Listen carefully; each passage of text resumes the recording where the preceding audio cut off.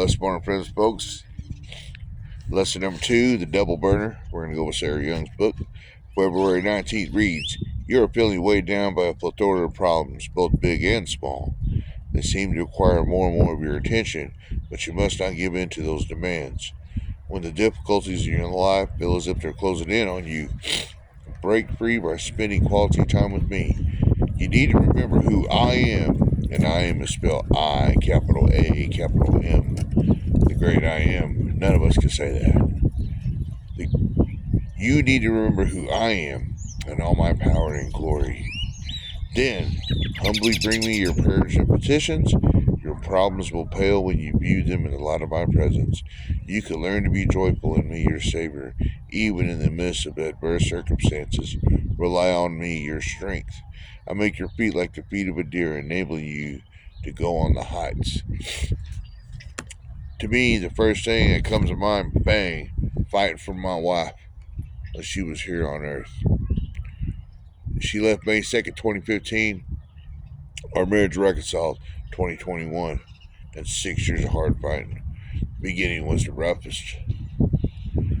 But I heard my mother-in-law say, when I started going to Washington Full Gospel, and she said, in the midst of the circumstances, in the midst of whatever it is, you're going to look crazy, but thank God for what is happening, because there's a reason for it, and thank Him that He will give you the answer to it. But if you don't have your answer right then and there, you still thank Him for going through the trial and the tribulation.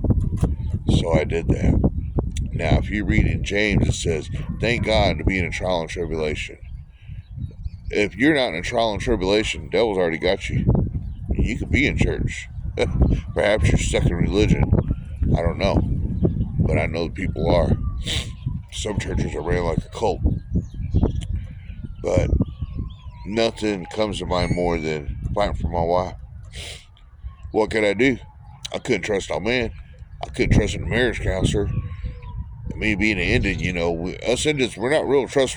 We don't just trust anyone. We try, we do when we're drunk, but when we're sober, we really don't want to be around other people a whole lot. Just the ones that we trust. But then again, ain't all faces, all races, all human beings like this. I can only speak of the native world because I'm in native country. I'm around native people mostly. I do got friends of different races. And my circle of trust is real small. I ain't got a whole lot of friends, man. About maybe 7 in this town of 100,000. I got to go to Chickasha to see 3 of them. But it's cool, man. It is what it is. I'd rather have a small circle than a big one, because then you think you can just trust anyone, and you'll be so betrayed and stabbed and talked about behind your back. You're a fool if you believe that, oh, no one talks bad about me. Oh, yeah. Well, man, I fighting for my marriage, it was worth it. And I knew it was worth it from the beginning. A lot of tears, a lot of pain. Pain that no butt whooping could do. It's pain in the heart. When your heart broke, it hurts. Here my wife was on the other side of town, just doing whatever. But I also heard that she was suffering too at times, being with people that were no good for her. And poor thing, dang, got beat up a bunch. She's a beautiful woman. She's missing teeth. And just people were hurting her. And I'm like, if you was home, I'd never let that happen to you. I never let no one do anything to her. I'd hurt them. But I said, when you're out there in the world, you ain't got my protection. I said, remember, I'm your husband. Just like we need to remember that God is the great I am. Be blessed. Your iron journey.